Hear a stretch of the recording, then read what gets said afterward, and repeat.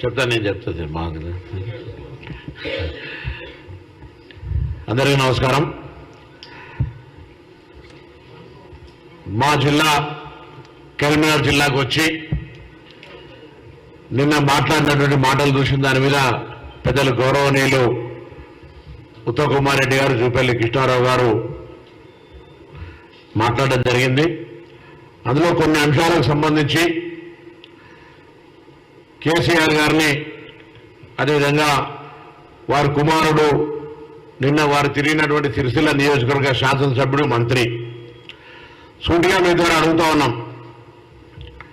నిజంగా మీకు చేతనైతే 10 సంవత్సరాలు మాజీ ముఖ్యమంత్రిగా మీ అత్తగారు లేనటువంటి కుదురుపాకలో మేము ఎక్కడ కూడా ఏమి ఇబ్బంది పెట్టాలి, స్వేచ్ఛగా మీరు అటుపక్క నిలుచున్నారు, మేము ఇటుపక్క నిలుచుంటాం, ప్రజలు ఏ పక్షం నిలుచుంటారో ఒకసారి చూద్దామా అని అడుగుతా ఉన్నాం. కనీసం అత్తగారి ఊరు అయినటువంటి మిటిమారి ముంపు గ్రామాల ప్రజల్ని కూడా పరిష్కరించలేని అసమర్థులు మీరు.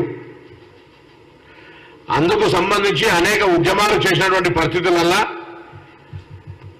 పోలీసుల పహారలో పోయినటువంటి మీరు ఇవాళ కూడా మీరు తిరగడానికి మేము స్వేచ్ఛ ఇస్తాను. మేము చెప్పిన ఎన్నడూ కూడా ప్రజాస్వామ్యంలో బాధ్యత గల ప్రతిపక్షంగా శాసనసభకు రావాలి, క్షేత్రంలో కూడా ప్రజల సమస్యల్ని చూపెట్టాలి.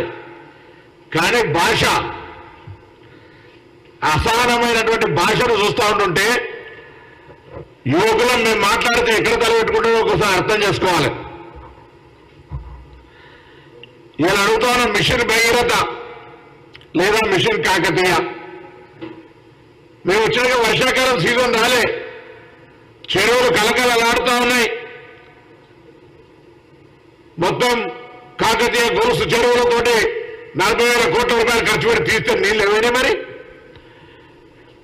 విదేశాలకు అమ్మినాము. నువ్వు నీళ్ళు ఏమైనా పాస్పోర్ట్లు లేక మీ జనం అమ్మినట్టు ఏమైనా నీళ్ళు. ఇవాళ అసహనంతో